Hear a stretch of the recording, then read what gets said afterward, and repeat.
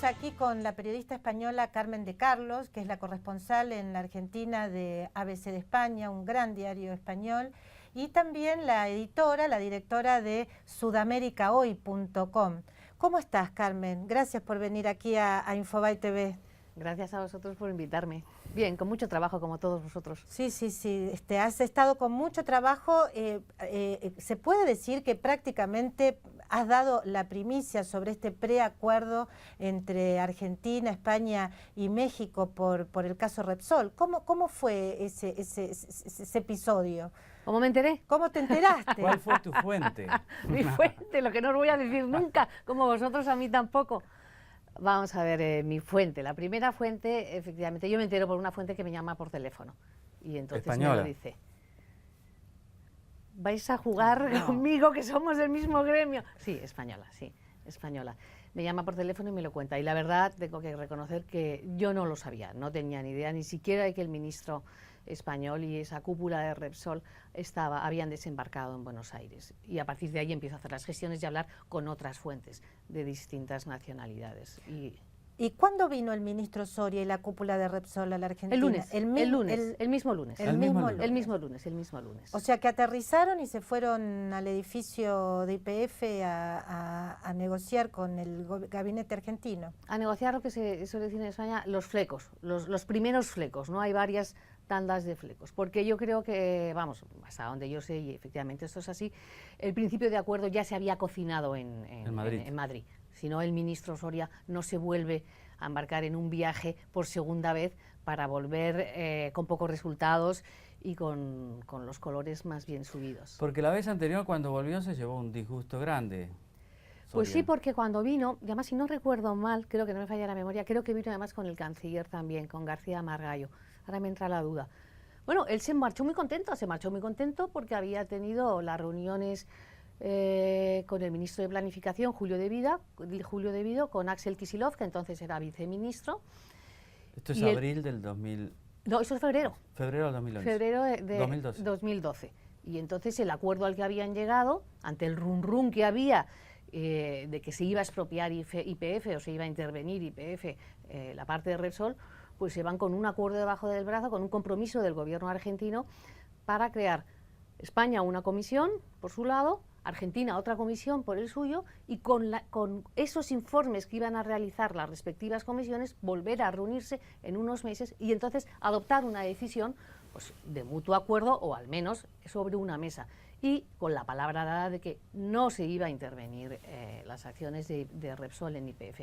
Y al hombre pues prácticamente no le da tiempo a bajar del avión, casi que en mes y medio se produce lo que todos sabemos. Realmente poco se sabe, sin embargo, de cómo fue esa expropiación o esa confiscación en ese momento. Decíamos fuera de aire, nos recordabas, por ejemplo, o nos comentabas, por ejemplo, que sin ninguna orden de allanamiento hubo oficiales de policía en la casa en el departamento de la calle Levene de Antonio Brufau, el presidente de la empresa. Digamos, eso creo que amerita que Brufau esté un poco enojado con el gobierno argentino, ¿no? Yo creo que eso es lo que, a pesar de todo, es lo que menos le importa a Brufau. Todo lo anterior fue mucho más grave. La secuencia es más o menos la siguiente. La secuencia que desemboca en la intervención y luego expropiación. Hasta diciembre del año anterior, la presidenta de Argentina, Cristina Fernández de Kirchner, siempre ponía de ejemplo a Brufau como el empresario ejemplar. Lo hizo en sus viajes en el exterior en España y lo hacía aquí, y además se dirigía a él en público. Brufau, comenta esto, Brufau es un ejemplo. Y de la noche a la mañana se produce el descubrimiento con el conocimiento suficiente, es decir, se conoce la dimensión que va a tener Vaca Muerta. A partir de ahí es cuando empiezan los problemas entre el gobierno argentino y Repsol en el marco de esa crisis energética. Bueno, o sea, Vaca Muerta fue fundamental para que el gobierno decidiera intervenir y después expropiar YPF. Sí, sin lugar a dudas. En el momento en el que el Consejo de Administración de Repsol tiene el primer informe diciendo lo que es vaca muerta, un miembro del Consejo dice, creo que ahora tenemos un gran problema. O sea, anticipando lo que se iba a suceder. Entonces, ¿qué es lo que sucede? A Brufau le empiezan a llegar a principios de año los rumores de que se iba a producir esa intervención. En febrero, marzo, ya es cuando le llegan incluso los borradores de expropiación. 2012 siempre. Sí, y con los borradores de expropiación ya la cosa parecía más o menos inminente, pero él, teóricamente, se queda tranquilo con la intervención de esa comisión del gobierno español. ¿Y el embajador argentino en España, en ese proceso, qué intervención tuvo? No, en ese proceso ninguno, porque eso es cuando se produce la expropiación. O sea, ¿estaba desinformado prácticamente o no? Bueno, yo tanto como eso claro, no me atrevo a decir. Pero en ese momento lo que se produce es la intervención física de la sede de Repsol YPF, donde los ejecutivos españoles que hay ahí se les pone un escolta, les obligan a salir en cuestión de minutos, les quitan, les incautan sus teléfonos celulares, les retiran el coche oficial y les bloquean además todas las computadoras con los técnicos de segunda línea que les ponen al lado un guardia y un especialista para que no puedan, presumiendo que iban a borrar información o algo así, porque el ministro de Economía actual, Kicillof, pensaba que iba a encontrar una fortuna escondida, la gran caja, lo que pasa es que no había caja. Y entonces estos ejecutivos salen del edificio y entra en marcha inmediatamente el protocolo de Repsol ante situaciones de riesgo para sus directivos y los trasladan a Colonia por temor, entre otras cosas, tal y como se estaban desenvolviendo los acontecimientos, a que les pudieran detener, y la gran foto era estos ejecutivos con las esposas. Recordar que el tono ahora... Este punto de que Repsol se sintió obligada a tomar el protocolo de riesgo como si estuviéramos en un país, no sé, en guerra o hubiera caído una bomba neutrónica, realmente creo que da dimensión al dislate, digamos, no sé cómo decir, ¿no? al descuelgue del gobierno argentino para, digamos, para resolver o para atacar o para encarar un problema con la principal empresa en la Argentina. Realmente es algo extraño. Y efectivamente, entonces esa ya es la cuestión de fondo, es por qué, si no era necesario. Es decir, pero en ese marco es donde se produce la llegada al apartamento de Antonio Brufau en la calle Leven, efectivamente, como bien decías, y donde se meten, se cuelan y empiezan a hacer fotografías. Por eso el propio Brufau interpone una demanda. Entonces los modos fueron muy tremendos. Ahora, volviendo al caso del acuerdo entre los gobiernos de México, España, Argentina, el Brufau no vino a la Argentina. ¿Tenés alguna explicación? Sí, Brufau, vamos a ver, él personalmente está muy dolido porque además recordar que ahora el tono de Kicillof es otro.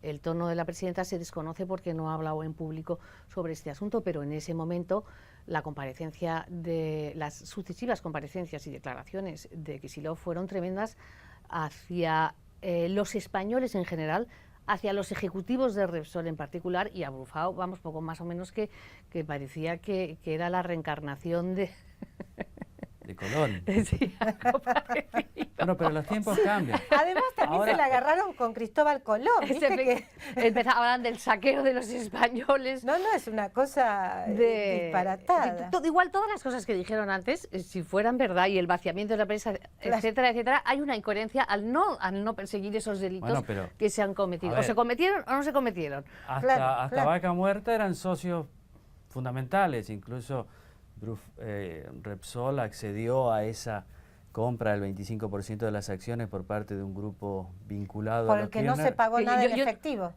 Sí se pagó en efectivo. Se pagó en efectivo. Sí, una parte sí, una porción, porque a mí me lo contó Antonio Gomis en ese momento, que era el que estaba desplazado aquí. Dice, no, a mí me dio, es que nací el cheque, el talón, no recuerdo si eran 100 o 100 y poco millones, pero el resto, el grueso, fue con las acciones de propio Repsol. Con las utilidades. Con las utilidades, claro. Entonces, vamos a ver, si yo hubiera sido accionista de Repsol en ese momento, vamos a ver, pido que se convoque una reunión extraordinaria para armar un escándalo tremendo, porque claro, de mis acciones, de mi dinero, se lo están regalando a estos señores. Claro, y por algo habrá sido, digamos. Bueno, era la época en la que el expresidente Néstor Kirchner y Antonio Brufao parece que se entendían a las mil maravillas. Y aquí nadie movía un dedo y Repsol no movía ni daba un paso sin conocimiento del gobierno. Ahora, y Repsol sigue además siendo, sigue siendo accionista minoritario, que hombre, hoy tiene el 12%. Claro, cuando dicen ahora que o sea, se expropió el 51%, pero hay un 12%. Claro, efectivamente. Entonces parece como que ya Repsol, que eran malísimos y que nos han llevado a esta tragedia, que yo no digo ni que sí ni que no, pero si lo eran, hay que pedirles explicaciones y no cómo ha transcurrido este año y medio con todos los perjuicios, sobre todo fundamentalmente para Argentina. Entonces, perdóname. Claro, porque aquí hubo un gran perjuicio, por supuesto, para Repsol, pero también para la Argentina, que durante un año y medio no ha podido desarrollar como se hubiera desarrollado. Repsol tiene el 12%, hoy en día el 12% en YPF. Es decir, todos los éxitos que tenga a futuro YPF son también para Repsol. Ahora, sabemos entonces del monto que se va a pagar, 5.000 millones de dólares. No sabemos cómo.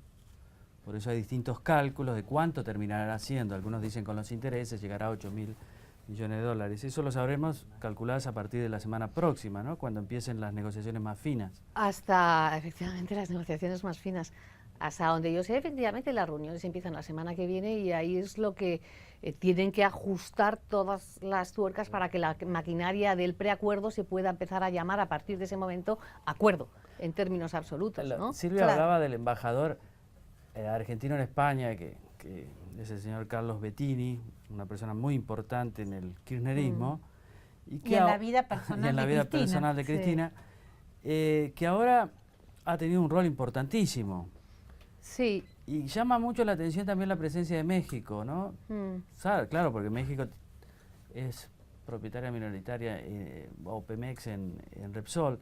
Pero además ha aparecido también este nombre de Carlos Slim, una persona que siempre aparece en estos negocios. Bueno, todo el mundo sabe quién es Carlos Slim. Cuando se produce esta reunión, dice, entre los comentarios que yo escuchaba, había uno que decía, no, claro, es que estaba el representante de México. México tenía un representante por Pemex. Y claro, yo lo que dije fue, copiando a una fuente mía, uno no, México tenía dos.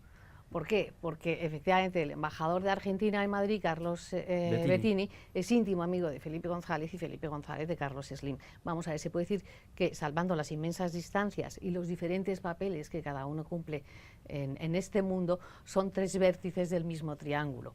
Entonces, sí ha sido definitiva la parte, hasta donde yo sé, la participación de Carlos Bettini, claro que sí, y la presión de México, que además México como también es accionista de Repsol y aparte Pemex, pero además también quiere su porción de vaca muerta, como es normal, como muchos van a salir ahora, le van a salir muchos novios a vaca muerta, va a resucitar.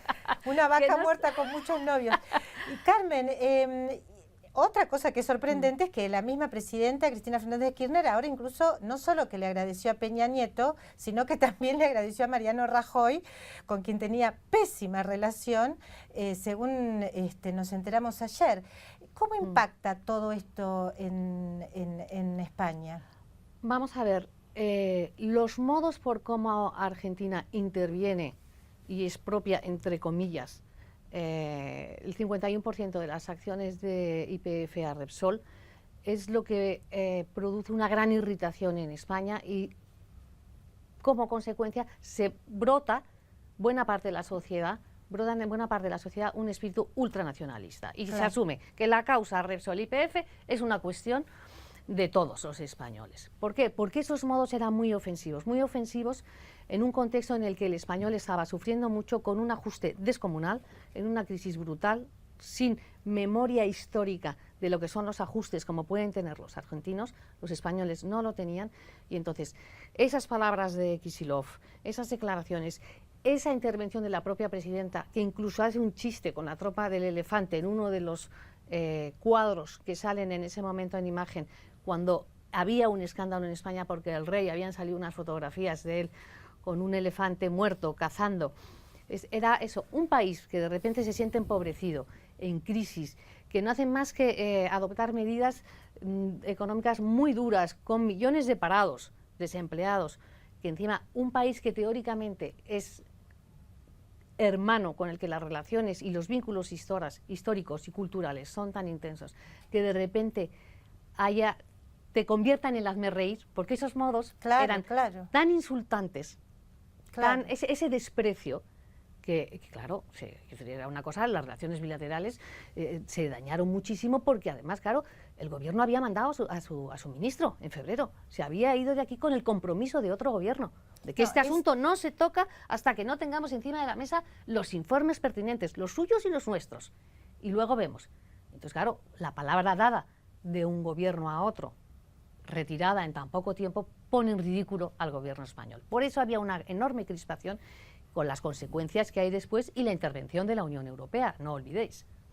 Muy bien, Carmen, pero supongo que ahora habrá expectativas de un acuerdo y una mejora de las relaciones. Después, vaca muerta puede ser también, si los argentinos lo aprovechamos bien, una fuente de una relación relanzada en el futuro entre Argentina y España, ¿no? Mira, aquí se produjo hace unos meses la votación para elegir la sede de las Olimpiadas en el 2020. En Madrid se presentaba, era teóricamente una de las favoritas y no salió. Aquí vino medio gobierno. Sí. Nosotros tuvimos muchas reuniones, los periodistas españoles, de Petit Comité, Off the Record o llámalo X como nosotros sabemos. La idea que tiene el gobierno de España en ese momento, entre comillas, era, mira, nosotros lo que no queremos es más problemas, vamos a tratar de evitar roces, porque ya hemos tenido suficiente con lo resuelto. Cuando se resuelva, pues veremos cómo sigue, pero le quedan prácticamente 2 años a la presidenta para terminar su legislatura, es definitiva, y nosotros lo que estamos pensando es en quién viene después. Los países son más importantes que los gobiernos. Naturalmente, claro. Carmen, te agradecemos muchísimo tu visita aquí a Infobae TV. Vamos a seguir convocándote si no te molesta, si tenés ganas, porque es un placer escucharte. Nos tenés que contar además por qué seguís viviendo en la Argentina a pesar de que seamos tan desagradables. No, que tengo un hijo argentino. No me digas eso, tengo un hijo argentino. Fernando, muy un argentino. chico divino. Bueno, te agradecemos, Carmen.